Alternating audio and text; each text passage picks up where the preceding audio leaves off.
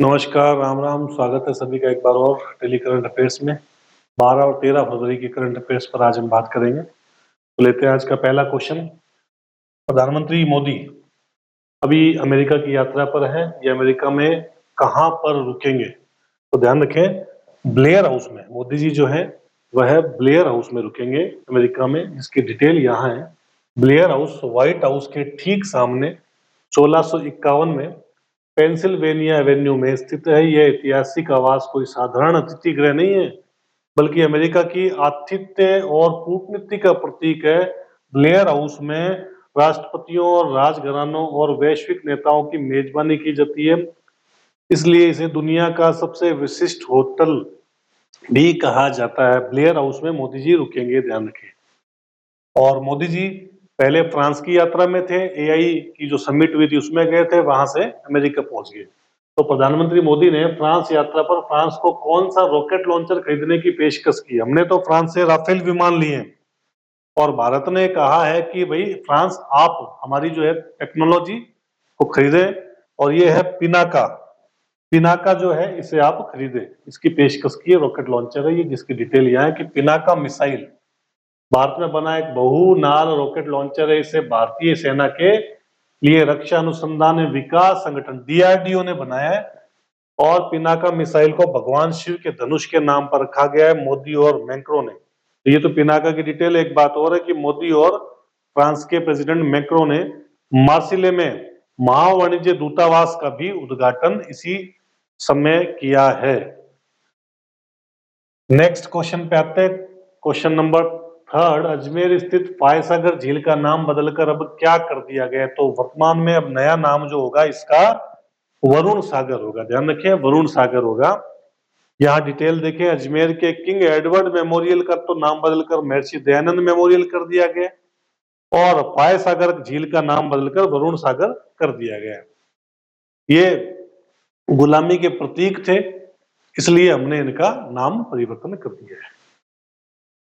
भारत ने क्रिकेट में इंग्लैंड को वनडे सीरीज में 3-0 से पराजित कर दिया है। इस सीरीज का मैन ऑफ द सीरीज कौन रहा है? तो कल ये मैच हुआ था। मैन ऑफ द मैच और मैन ऑफ द सीरीज दोनों ही शुभमन गिल रहे हैं, ध्यान रखें। T73 और T103, T फॉर टाइगर, ध्यान रखें। तो ये क्या है? रणथंभौर की बागिन है। ये रणथंभौर की बागिन है, हाल ही में चर्चा में रही, कुछ शावकों को जन्म दिया है। 103 की बेटी 73 है, ध्यान रखें, रणथंभौर की बागिन है ये।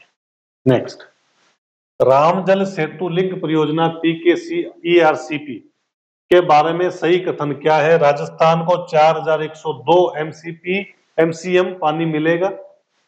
17 जिलों की 3.25 करोड़ आबादी तक पानी पहुंचेगा। कृत्रिम जलाशय अजमेर और अलवर में बनेगा। तो ये तीनों ही कथन सही हैं, ध्यान रखें। 1, 2, 3।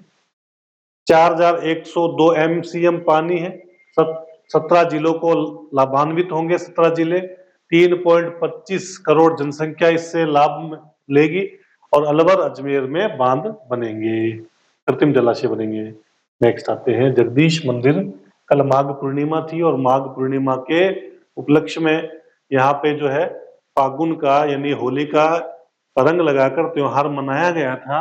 तो ये जगदीश मंदिर जो है वो कहाँ स्थित है? उदयपुर में स्थित है। तो जगदीश मंदिर उदयपुर में स्थित है। 1651 में इसको जगत सिंह ने बनाया था, भगवान विष्णु को समर्पित है। ये मंदिर उदयपुर के शाही महल के ठीक बाहर स्थित है। ये डिटेल इसकी।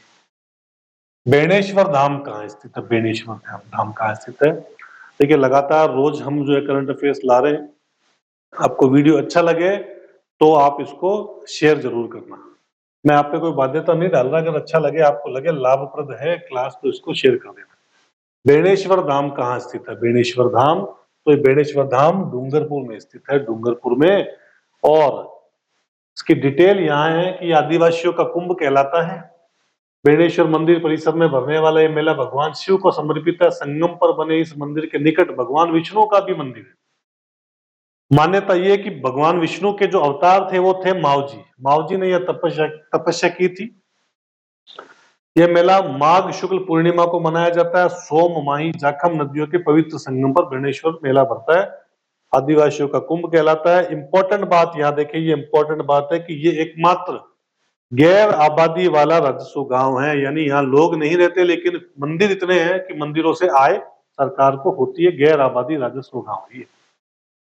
हाँ, अभी मोदी जी जो है फ्रांस गए, एआई की समिट हुई, भारत ने जो है समिट में हिस्सा लिया और भारत ने जो है समझौते पर हस्ताक्षर भी कर दिए, सहमति प्रकट कर दी है।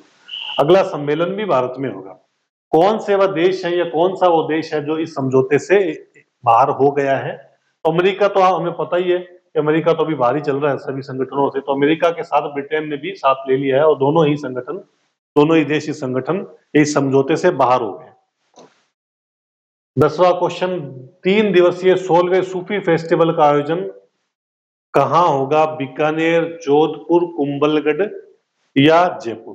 देखिए, वीडियो बड़ा बनाना है तो मैं इधर उधर की बातें करके बहुत बड़ा बनाऊं, इससे मुझे भी फायदा होगा, लेकिन मैं चाहता हूं कि कम टाइम में आपको जो है वो काम की चीजें मिले। तो जोधपुर के मेहरानगढ़ में ये 16वां सूफी फेस्टिवल का आयोजन हुआ है। B is the right answer. 14वीं शताब्दी की नायक नायिका की युगल मूर्ति कहां से प्राप्त हुई है? तो भीलवाड़ा से प्राप्त हुई, भीलवाड़ा से। ठीक है, भीलवाड़ा से नायक नायिका की मूर्ति 14वीं शताब्दी की।